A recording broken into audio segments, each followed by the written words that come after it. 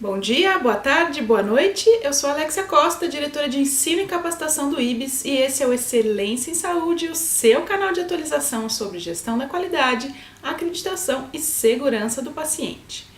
Nesse episódio 17, nós vamos abordar como a medicina baseada em evidências pode ter saído do seu trilho e deixado de dar o foco no atendimento individualizado do paciente. Então, o foco muitas vezes deixa de ser o paciente e fica estritamente direcionado aos guidelines e diretrizes. Acompanhe com a gente depois da vinheta.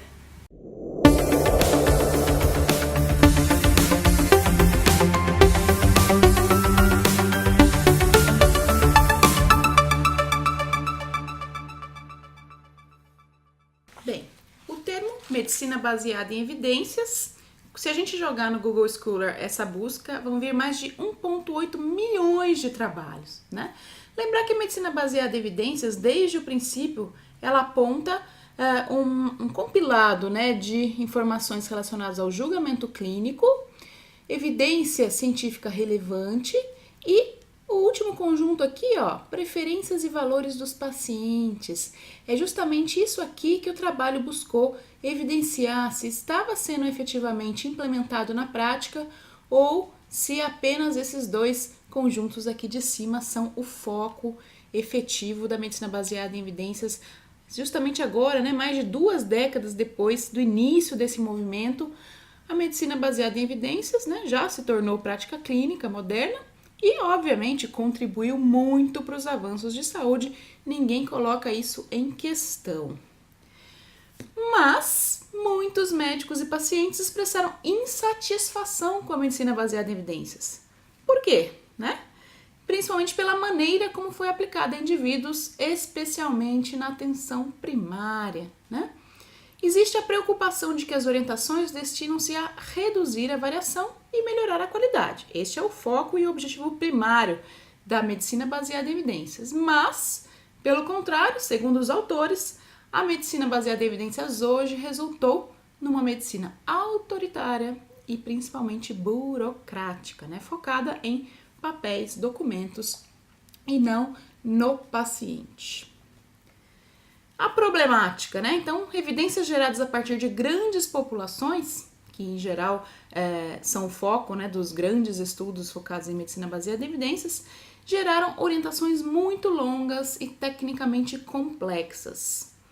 O alinhamento às diretrizes tem sido utilizado para criar sistemas de incentivos financeiros no Reino Unido, orientando o médico a atingir limiares para terapia medicamentosa ou desfechos específicos. Então, lembrando que no Reino Unido, a medicina baseada em evidências já é muito madura, E o próprio governo estabelece já metas para esses médicos e outros profissionais de saúde que eles têm que alcançar frente ao que os melhores guidelines estabeleceram para terapêutica medicamentosa ou não e os resultados assistenciais que são esperados. Porém, esses limiares excedem os limites das evidências para muitas pessoas, Lembrando que nem todo guideline vai abordar, por exemplo, questões psicológicas que podem estar influenciando no resultado desse paciente, Readmissões e outras questões que muitas vezes um guideline não consegue atender. E incentivam profissionais a ignorar a necessidade de obter e respeitar as preferências e objetivos dos pacientes. Isso é o que os autores chegaram à conclusão, Bom, então, as dicas que o IBS traz frente a este tema. Primeira dica, formalize os protocolos assistenciais baseados em evidências na sua organização, mas adeque-os à flexibilização para o paciente, Então, muitas vezes os guidelines são extremamente fechados, eles não admitem outras possibilidades, não admitem que o paciente participe desse contexto. Então, acho que é um pouquinho de uma mudança de paradigma que os times aí assistenciais têm que começar a pensar e discutir sobre e, de repente, implementar padrões mais flexíveis.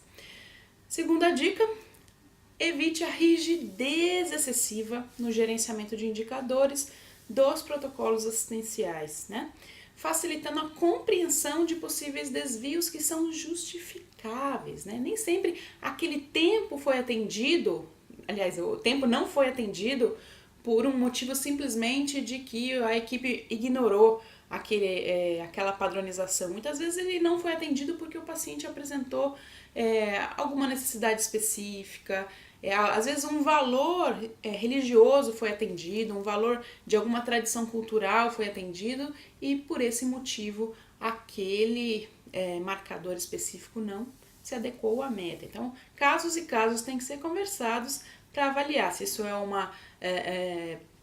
é algo esperado ou se realmente foi algo que precisa de melhoria, né?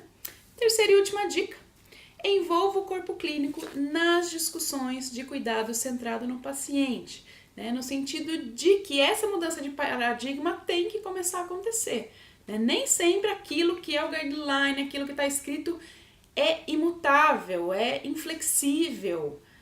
Então essa mudança de paradigma tem que começar a acontecer. Eu acho que na verdade no Brasil a gente vive um outro momento, né? Um momento em que ainda as pessoas estão aprendendo a usar guidelines, aprendendo a usar diretrizes, aprendendo a estabelecer protocolos assistenciais multiprofissionais.